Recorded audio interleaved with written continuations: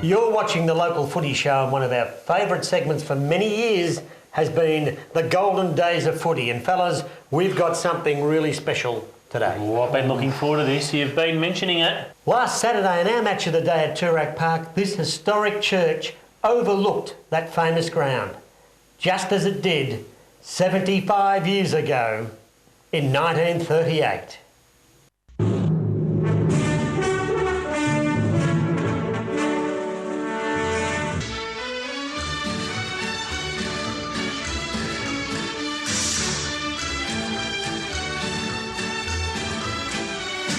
There we go, gentlemen, the second semi-final, 1938, 75 years ago at Toorak Park, where we were last Saturday, bright in the lighter colours, doing battle with Brunswick, and VFA footy was at its height. Yeah, look at the crowd, not a bad crowd in either. Of course, VFA footy was as big as VFL footy in those days, boys.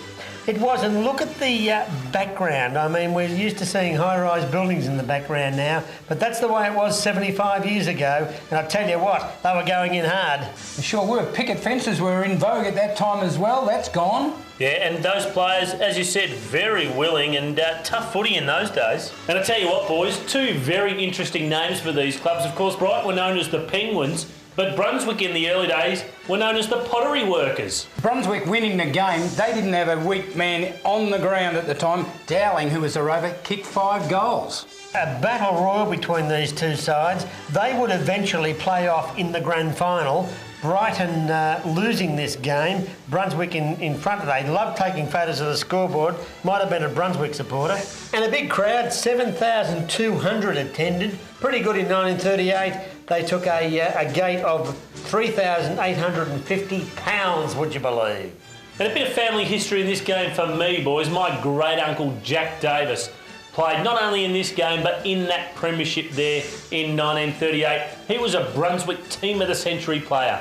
Number 9 for Brighton and number 14 for Brunswick, constantly in the action there, fellas.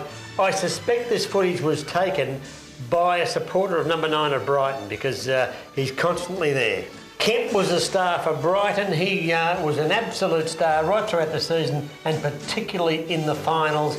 A very, very good player for the Penguins. And in this game, he received close attention from 2 opponents, but was best man on the ground according to the paper. And they would have had one particular happy supporter there, Brunswick boys. Later to be Prime Minister John Curtin, of course, having played with Brunswick in the early days. He did, and who'd have thought it that a bloke named Rudd was playing for Brunswick that day. In fact, Rudd is receiving special treatment from Alf Bridget for his slip cartilage. Oh. Alex Gillen, the president of the VFA in later years, also played in this game. But fellas, have a look at the background there. The old grandstand, it's changed a lot, but the old church is still there.